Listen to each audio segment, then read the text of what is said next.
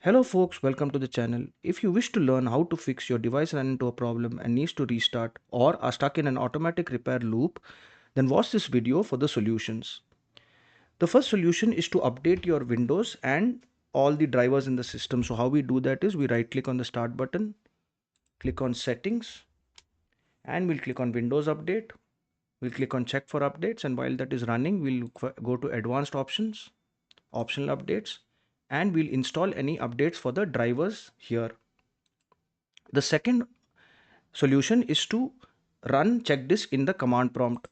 So we will look for command prompt here, right click on it, run as administrator, yes, and we will run the command chkdsk space /f space /r and press enter. Then we will press Y and press enter and wait for the scan to end. While the scan is running, we can do a disk cleanup. So we'll look for disk cleanup. We'll click on it, click OK, and we will click on clean up system files. This will clean up your app data and your cat2 folders. Windows update is being cleaned, okay, and we'll click on delete files. We wait for that to finish, and the next thing we do is we'll go to command prompt again, right click on it, run as administrator, and we will enter the command SFC space /SCANNOW and press enter and wait for the scan to run. While that is running, we will do a malware and virus scan. And how we will do that is we will look for virus and threat protection settings.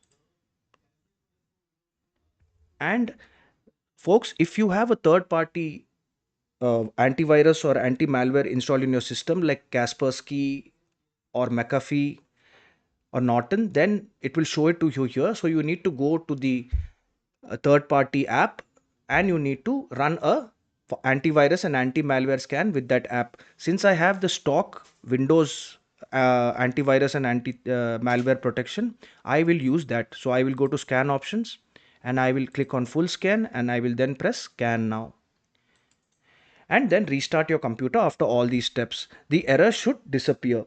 Finally, if the error doesn't disappear, then we have to do a system restore. And how we do that is we will look for recovery and we will click on it, click on open system restore.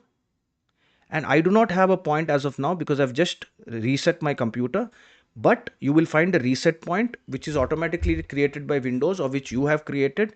You click on that, click on next, and then your system should restart and this problem should disappear. If this video fixed your problem, then please subscribe to the channel and enjoy your day.